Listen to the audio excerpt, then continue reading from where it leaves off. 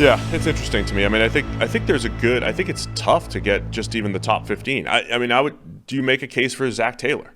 So as much as we want to separate the coach and the quarterback, and Joe Burrow's been a top 3 quarterback over the last few years, Zac Taylor, once again, you foster the environment for that. But I think Zac Taylor deserves the most credit for turning the team over to Joe Burrow when he did.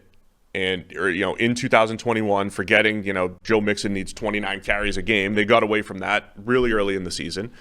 And then I also think just the touchy-feely aspect of it. Yeah, the Bengals have laid an egg here and there over the last couple of years, but they always bounce back. That's what I mentioned throughout the season when we do our weekly reviews. And they'll have, like last year, terrible game against the Browns on Monday Night Football. The previous year, terrible game against the Jets.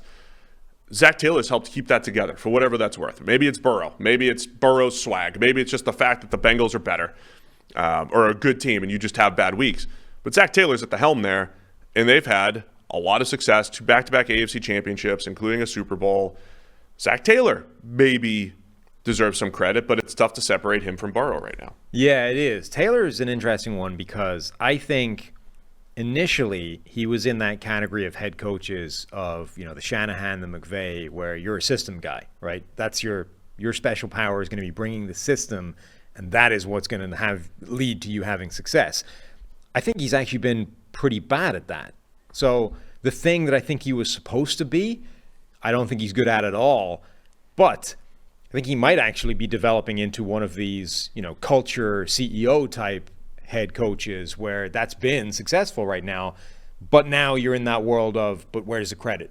Is it actually him, or is it simply, showing up to a Cincinnati bar with a game ball and making everybody feel great is a great thing. Went to Zips, my favorite burger joint. Went to Zips. But is it like that looks great when Joe Burrow and Jamar Chase are out here carving everybody up, and it is difficult to know how much of that is him and how much of it is Burrow being, the next great young quarterback. So, but my opinion on him is changing. Like I thought initially he was simply not a particularly good head coach because I don't think he's schematically where he was supposed to be coming across from the Sean McVay system.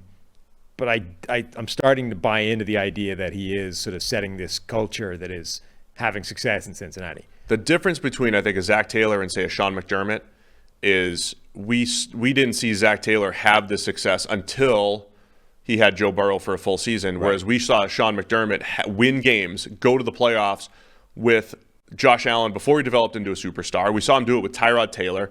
We saw Sean McDermott, who's a defensive-minded coach, have the Bills' defense really good, pretty much year in, year out, outside of a season or two blip.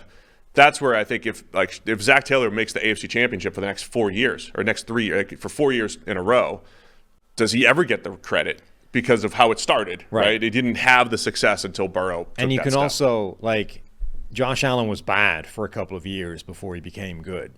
We don't know, again, where does the credit belong to that, but you can at least give a portion of it to Sean McDermott, whereas Joe Burrow was good out of the gate, and what, if anything, propelled him into great the next year was giving him his college receiver back, right? So, it looks from the outside like there was very little Zac Taylor in the Joe Burrow development. You know what I mean? Like, he simply got the best quarterback to come along for a few years in terms of prospect, and then he paired him with the best wide receiver to come along for a few years. Like, connected those two, and wow, this is amazing. As opposed to we have a bad quarterback who needs to take some development, get better, and consistently build around him.